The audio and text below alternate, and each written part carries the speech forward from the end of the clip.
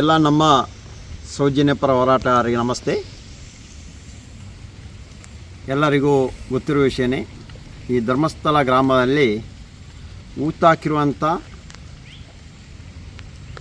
ಮೃತದೇಹಗಳನ್ನು ಅಂದರೆ ಅಸ್ಥಿಪಂಜರಗಳನ್ನು ತೆಗಿಲಿಕ್ಕೆ ಯಾವನೊಬ್ಬ ಮುಂದೆ ಬಂದ. ಕೊನೆಗೆ ಅಲ್ಲಿ ಏನೂ ಸಿಗ್ತಾಯಿಲ್ಲ ಅಂಥೇಳಿ ಅವ್ರನ್ನ ಒಂದು ಕಡೆಯಿಂದ ಜೈಲಿಗೆ ಕಳಿಸಿದ್ದಾರೆ, ಒಂದು ಕಡೆಯಿಂದ SIT ಅವರು ತನಿಖೆ ನಡೆಸ್ತಾ ಇದ್ದಾರೆ. ಅವನ ಒಂದು ಹೇಳಿಕೆ ಮೇರೆಗೆ ರಾಜ್ಯದ ಮುಖ್ಯಮಂತ್ರಿಯವರು ಇಲ್ಲಿಯ ಒಂದು ವರದಿ ಪಡೆದು ನಂತರ ಈ SITಯನ್ನು ರಚನೆ ಮಾಡಿರೋದು. SIT ರಚನೆಯಾಗಿ ಬಂದ ನಂತರ ಏನಾಗೊತ್ತಿಲ್ಲ, ಅವ ಚೇಂಜ್ ಆದನ ಇದೆಲ್ಲ ಬೇರೆ ಯಾರಾದ್ರು ಆಮಿಷ ಒಡ್ಡಿ ಹೋಗಿರೋದಾ, ಇದಾ ಬೆದರಿಕೆ ಯಾರೋ ಬೆದರಿಕೆ ಹಾಕಿ ಹೋಗಿರೋದಾದ ಇನ್ನೂ ಆ ಮಾಹಿತಿ ನಮಗೆ ಇನ್ನೂ ಬಂದಿಲ್ಲ, ಇನ್ನೂ ಗೊತ್ತೂ ಇಲ್ಲ. ಇದು ತನಿಖೆ ಆಗಲೇಬೇಕು, ಇದು ತನಿಖೆ ಆಗೇ ಆಗುತ್ತೆ. ಯಾವ ಉದ್ದೇಶಕ್ಕೋಸ್ಕರ ಇವ ನಮ್ಮನ್ನೆಲ್ಲ ತಂದು ಎಳೆದಾಕಿರೋದು, ಏನಕ್ಕೋಸ್ಕರ ನಮ್ಮ ಹತ್ರ ಬಂದಿರೋದು ಎಂಬುದು ಗೊತ್ತಾಗಬೇಕು. ಒಂದು ಕಡೆಯಿಂದ ಇದು ಷಡ್ಯಂತ್ರ ಅಂತ ಹೇಳ್ತಾ ಇದ್ದಾರೆ, ದೇವಸ್ಥಾನದ ವಿರುದ್ಧ ಷಡ್ಯಂತ್ರ, ಅಲ್ಲಿ ವ್ಯಕ್ತಿಗಳ ವಿರುದ್ಧ ಷಡ್ಯಂತ್ರ, ಇದು ತನಿಖೆ ಆಗಬೇಕು. ಈ ಷಡ್ಯಂತ್ರಕ್ಕೆ ಸೌಜನ್ಯ ಪರ ಹೋರಾಟಗಾರರು ಎಷ್ಟು ಕೋಟಿ ದುಡ್ಡನ್ನು ತಗೊಂಡಿದ್ದಾರೆ, ಯಾರೆಲ್ಲ ಕೊಟ್ಟಿದ್ದಾರೆ, ಇದನ್ನು ತನಿಖೆ ಆಗಲೇಬೇಕು. ಇದು ನಾವೇನಾದರೂ ಕೊಟ್ಟಿರೋದಾ, ಅಲ್ಲ ನಮಗೆ ಯಾರಾದರೂ ಕೊಟ್ಟಿರೋದಾ, ಅದ ದೇವಸ್ಥಾನ ಅಲ್ಲಿಯ ಪ್ರಭಾವಿ, ಅಲ್ಲಿ ಆ ಧರ್ಮಸ್ಥಳ ಗ್ರಾಮದಲ್ಲಿ ಆಗಿರುವಂಥ ಅತ್ಯಾಚಾರ, ಕೊಲೆ, ದರೋಡೆ, ಭೂಕಬಳಿಕೆ ವಿರುದ್ಧ ನಾವು ಮಾತಾಡಿಸಿದ್ದಕ್ಕೆ ದೇವರ ಹೆಸರನ್ನಿಟ್ಟು ಒಂದಿಷ್ಟು ಜನರನ್ನು ಕರೆಸಿ ದೇವರಿಗೆ ಅಪಮಾನ ಮಾಡ್ತಾ ಇದ್ದಾರೆ ಅಂತೇಳಿ, ನಾವೇನೋ ಒಂದು ಷಡ್ಯಂತ್ರ ಮಾಡ್ತಾ ಇದ್ದೀವಿ ಅಂತೇಳಿ ನಮ್ಮ ತೇಜೋವಧಿಯನ್ನು ಕೆಲವೊಂದು ಯೂಟ್ಯೂಬ್ ಮುಖಾಂತರ ಮಾಡಿರೋದು ಅಂತ ನಮಗೆ ಗೊತ್ತಾಗ್ತಾಯಿಲ್ಲ. ಪ್ರತಿಯೊಂದನ್ನು ತನಿಖೆ ಆಗಲೇಬೇಕು, ಹಾಗೇ ಆಗುತ್ತೆ. ನಾವಿವಾಗಲೇ ನಮ್ಮನ್ನು SIT ಅವರು ತನಿಖೆ ಮಾಡಿದ್ದಾರೆ. ಆ ರೀತಿಯಲ್ಲಿ ತನಿಖೆ ಮಾಡುವಾಗ ಪ್ರತಿಯೊಂದು ಸತ್ಯವು ಹೊರಗೆ ಬಂದೇ ಬರುತ್ತೆ. ಅದಕ್ಕೆ ನಾವು ಕಾಯ್ತಾ ಇದ್ದೀವಿ. ಈ ಮಧ್ಯದಲ್ಲಿ ಸೌಜನ್ಯ ಮಾವ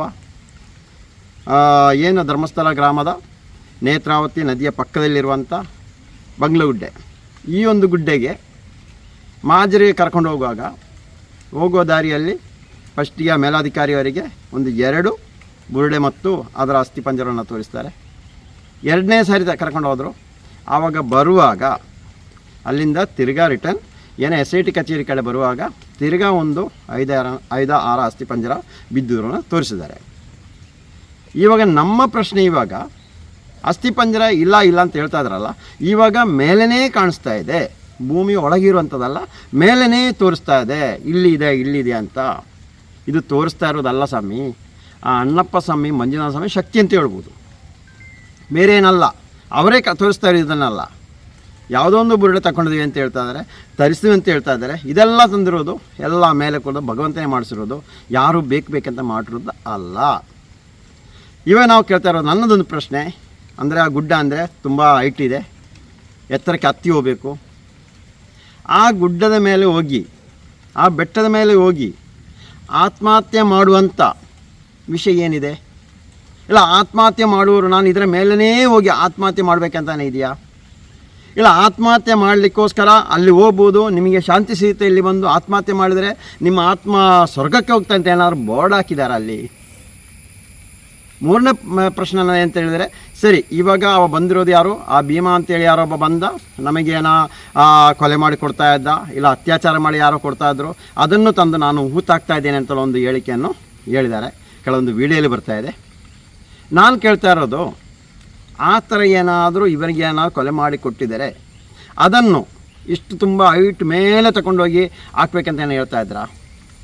ಅದರ ಉದ್ದೇಶ ಏನಾಗಿರ್ಬೋದು? ಇನ್ನೊಂದು ಪ್ರಶ್ನೆ ಕೇಳ್ತಾ ಇರೋದು, ಆತ್ಮಹತ್ಯೆ ಮಾಡುವವರು ಏನು 2 ಮೃತದೇಹ ಅಂತ ಏನು ಒಟ್ಟಿಗೆ ಆತ್ಮಹತ್ಯೆ ಮಾಡಿದಾರಾ? ಇಲ್ಲ ಈ ಕಡೆ ಇನ್ನೊಂದು 5 ಇದೆ ಅಂತ ಹೇಳಿದಾರೆ, ಇದು 5 ಒಟ್ಟಿಗೆ ಆತ್ಮಹತ್ಯೆ ಮಾಡಿರೋದಾ? ಇನ್ನೊಂದು ಪ್ರಶ್ನೆ ಕಾಡ್ತಾ ಇರೋದು, ಇವಾಗ ಅಲ್ಲಿ ಏನೋ ಮಡಿಕೆ, ಏನೋ ವಾಮಾಚಾರ ಮಾಡುವಂಥ ಮಡಿಕೆಗಳಿತ್ತಂತ. ಆ ಮಡಿಕೆ ತರೋ ಉದ್ದೇಶ ಏನು? ಇದು ಯಾರು ತಂದಿರೋದು? ಇದು ಯಾರಾದರೂ ಇದರ ಹಿಂದೆ ಯಾರೋ ಒಬ್ಬರು ಇಲ್ಲದೆ ಈ ಕೆಲಸ ಎಲ್ಲ ಮಾಡಲ್ಲ. ನಾನೊಂದು 8 ತಿಂಗಳ ಹಿಂದೆ ಒಂದು ವಿಡಿಯೋ ಮಾಡಿದೆ. ನಾನು ಇಲ್ಲಿ ವಾಮಾಚಾರ ನಡೀತಾ ಇದೆ, ಅದರಿಂದ ಇವರಿಗೆ ಅಭಿವೃದ್ಧಿ ಮಾಡಲಿಕ್ಕೋಸ್ಕರ ಈ ರೀತಿಯನ್ನು ಮಾಡ್ತಾ ಇದ್ದಾರೆ ಎಂಬುದನ್ನೊಂದು ಮಾಡಿದ್ದೀನಿ ನಾನು. ಅದು ನಮಗೆ ಹಿರಿಯರು ಮತ್ತು ಅಲ್ಲಿಯ ಸ್ಥಳೀಯರು ಹೇಳಿದ ಪ್ರಕಾರವಾಗಿ ನಾನು ಹೇಳಿರೋದು. ಏನು ಬಾಯಿ ಬಂದಂಗೆ ನಾವು ಮಾತಾಡಲಿಕ್ಕೆ ಹೋಗಿಲ್ಲ, ಆಗಿರೋ ಘಟನೆ ಹೌದು. ಆದರೆ ಇವರು ಸಾಕ್ಷಿ ಸಮೇತ ಇಲ್ಲದೆ ನಾಶ ಮಾಡ್ತಾ ಇರುವವರು ಆ ಗ್ರಾಮದಲ್ಲಿ ಯಾರೋ ಇದ್ದಾರೆ. ಇವ ನಿಮಗೆಲ್ಲ ನೋಡ್ಬೋದು, ನಿಮಗೆ ಗೊತ್ತಿದೆ ಇಲ್ಲ ಅಂತ ಗೊತ್ತಿಲ್ಲ. ಅಂದರೆ ಧರ್ಮಸ್ಥಳ ಮಂಜುನಾಥ ಸ್ವಾಮಿ, ನಾನು ಅವತ್ತು ಹೇಳ್ತಾ ಇದ್ದೀನಿ, ಇವತ್ತು ಹೇಳ್ತಾ ಇದ್ದೀನಿ, ಅವರೇ ನಮ್ಮನ್ನು ಈ ಹೋರಾಟಕ್ಕೆ ಇಳಿಸಿರೋದು. ಇಂಥ ಒಂದು ಹೋರಾಟಕ್ಕೆ ನಾವು ಬರುವಂಥ ದೊಡ್ಡ ವ್ಯಕ್ತಿ ಏನಲ್ಲ, ಎಲ್ಲ ದೊಡ್ಡ ದುಡ್ಡಿಂದಲ್ಲಿ ಮಾಡ್ಕೊಂಡಿರುವವರಲ್ಲ. ನಾವು ಆರ್ಥಿಕವಾಗಿ ದೊಡ್ಡದಾಗಿ ಏನೋ ಬೆಳೆದು ನಿಂತವರಲ್ಲ. ಆದರೆ ಸಾಮಾಜಿಕವಾಗಿ, ನೈತಿಕವಾಗಿ ಒಂದು ಹೋರಾಟ ಮಾಡ್ತಾಯಿದ್ದೀನಿ, ಸತ್ಯಪರವಾಗಿ ಹೋರಾಟ ಮಾಡ್ತಾಯಿದ್ದೀನಿ. ಧರ್ಮ ಉಳಿಬೇಕು, ಅಧರ್ಮ ಯಾರು ಅಧರ್ಮದಲ್ಲಿ ಬದುಕ್ತಾರೆ ಅವ್ರು ನಾಶ ಆಗಬೇಕು, ಇದು ಉದ್ದೇಶದ ಹೋರಾಟ ಮಾಡ್ತಾಯಿದ್ದೀವಿ. ಆ ಒಂದು ದೇವಕ್ಕೆ ಇದ್ದಕ್ಕೆ ಇವತ್ತು ಈ ಒಂದು ಹೋರಾಟಕ್ಕೆ ಕೈ ಜೋಡಿಸಲು ನನಗೆ ಆಗಿರೋದು ಅಂತೇಳಿ ಹೇಳ್ತಾ ಇದ್ದೆ. ನಾನು ಆ ಮಂಜುನಾಥ ಸ್ವಾಮಿಯೇ, ಅಣ್ಣಪ್ಪ ಸ್ವಾಮಿಯೇ ನನ್ನ ಇಳಿಸಿರೋದು ಅಂತ ಹೇಳ್ತಾ ಇದ್ದೆ. ಇಷ್ಟು ದೊಡ್ಡ ಶಕ್ತಿಯಲ್ಲಿರುವಾಗ ಇನ್ನೊಂದು ಪ್ರಶ್ನೆ ಕೇಳ್ತಾ ಇರೋದು, 2 ತಿಂಗಳಿಂದ ಧರ್ಮಸ್ಥಳ ಏನೋ ಒಂದು ದೇವಸ್ಥಾನ ಮುಂದೆ ದೊಡ್ಡ ಛತ್ರ ಥರ ಇದೆ ಅಂತ, ಅಲ್ಲಿ ಪೂಜೆ ಆಗ್ತಾಯಿದೆ. 2 ತಿಂಗಳಿಂದ ಪೂಜೆ ಆಗ್ತಾಯಿದೆ. SIT ಬರೋ ಮುಂಚೆನೇ ಪೂಜೆ ಆಗ್ತಾಯಿತ್ತು. SP ದೂರು ಕೊಡ್ತಾ ಇದ್ದೀವಿ ಅಂತ ಗೊತ್ತಾದ ಅವತ್ತಿನಲ್ಲೇ ಪೂಜಾ ಕಾರ್ಯಕ್ರಮ ನಡೀತು. ಇವತ್ತು ನಡೀತಾ ಇದೆ. ಅದು ಪೂಜೆ ಮಾಡ್ತಾ ಇರೋರು ಇಲ್ಲಿಯ ಕರ್ನಾಟಕ ರಾಜ್ಯದ ಪುರೋಹಿತರು ಯಾರಲ್ಲ, ಇದನ್ನು ತಿಳ್ಕೊಳ್ಳಿ ನೀವು. ಕೇರಳ ರಾಜ್ಯದಿಂದ ತರಿಸಿ ಪೂಜೆ ಮಾಡ್ತಾ ಇದ್ದಾರೆ. ಇವರು ಯಾರು? ಇವರ ಉದ್ದೇಶ ಏನು? ಇವಾಗಲೇ ಕೇರಳ ರಾಜ್ಯದ ಕೆಲವೊಂದು ಪುರೋಹಿತರು ಇವಾಗ ಹೋರಾಟಗಾರರ ವಿರುದ್ಧ ಏನೋ ಒಂದು ಹೇಳಿಕೆಯನ್ನು ಹೇಳ್ತಾ ಇದ್ದಾರೆ. ಇವರ ಉದ್ದೇಶ ಏನಾಗಿರ್ಬೋದು? ಅದು ಅಲ್ಲದೆ ಈ ಸೌಜನ್ಯ ಹೋರಾಟಕ್ಕೆ ಬರುವಾಗಲೇ ಹೇಳ್ತಾ ಇದ್ದಾರೆ, ನೋಡಿ ವರ್ಷಕ್ಕೆ ಒಂದು 25 ಜನ ಪುರೋಹಿತರನ್ನು ಪಕ್ಕದ ರಾಜ್ಯದಿಂದ ಕರೆಸ್ತಂದು ಪೂಜೆ ಮಾಡ್ತಾ ಇದ್ದಾರೆ. ಇದನ್ನು ತನಿಖೆ ಆಗಬೇಕು. ಇದರಲ್ಲಿ ಯಾರು ಈ ವಾಮಾಚಾರ ಮಾಡ್ತಾ ಇರೋ ತನಿಖೆ ಆಗಬೇಕು. ಇದರ ಉದ್ದೇಶ ಏನಂತ ತನಿಖೆ ಆಗಬೇಕು.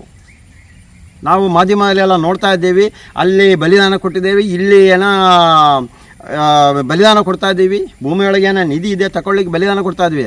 ಅದೇ ಥರನ ಇದು ಏನೋ ಹಂಗಾದ್ರೆ ಆ ಬೆಟ್ಟ ಬಲಿದಾನಕ್ಕೋಸ್ಕರ ಇರೋದಾ?